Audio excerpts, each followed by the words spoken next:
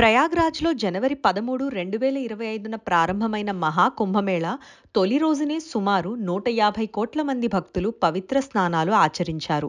మొత్తం 45 రోజుల పాటు జరిగే ఈ మహాకుంభమేళాలో సుమారు 40 కోట్ల మంది భక్తులు హాజరవుతారని అంచనా.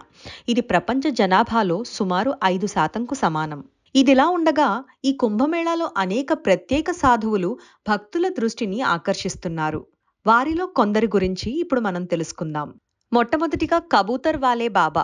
కబూతర్ వాలే బాబాగా ప్రసిద్ధి చెందిన మహంత్ రాజ్పురి మహారాజ్ ప్రధాన ఆకర్షణగా నిలుస్తున్నారు. జునా అఖారాకు చెందిన ఈ సాధువు గత 9 ఏళ్లుగా తన తలపై పావురాన్ని మోస్తున్నారు. ఆయన నిద్రపోయినా, నడిచినా, ఏ పని చేసినా ఆ పావురం ఎప్పుడూ ఆయన తలపైనే ఉంటుంది. జీవులకు సేవ చేయాలనే ఉద్దేశంతో ఈ విధంగా పావురాన్ని మోస్తున్నట్టు మహంత్ రాజ్పురి మహారాజ్ తెలిపారు. తరువాత హార్స్ బాబాగా ప్రసిద్ధి పొందిన సాధువు కూడా ఉన్నారు. ఈ సాధువు ఎప్పుడూ తనతో పాటు గుర్రాన్ని తీసుకువెళ్తారు మరియు ఆ గుర్రం పట్ల ఆయనకు ప్రత్యేకమైన అనురాగం ఉంది. భక్తులు ఈ హార్స్ బాబాను చూసి ఆశ్చర్యపోతున్నారు మరియు ఆయనతో ఫోటోలు తీసుకుంటున్నారు. తరువాత చూస్తే లిల్లీపుట్ బాబాగా ప్రసిద్ధి చెందిన సాధువు కూడా ఉన్నారు.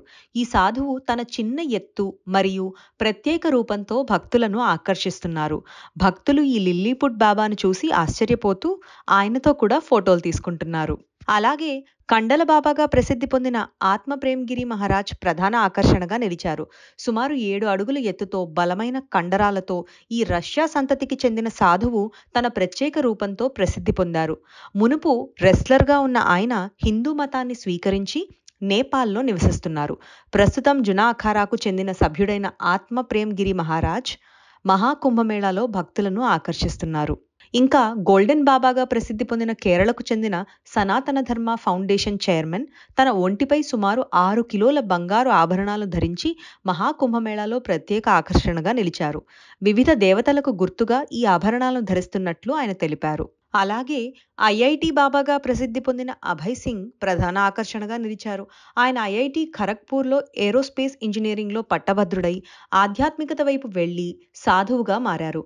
మహాకుంభమేళాలో ఆయన హార్లే డేవిడ్సన్ బైక్పై దర్శనమిచ్చి భక్తులను ఆకర్షించారు. ఇక చాయ్ వాలే బాబాగా ప్రసిద్ధి పొందిన మరో సాధువు మహాకుంభమేళాలో ప్రత్యేకంగా నిలిచారు. ఆయన భక్తులకు ఉచితంగా IAS కోచింగ్ అందిస్తున్నారు.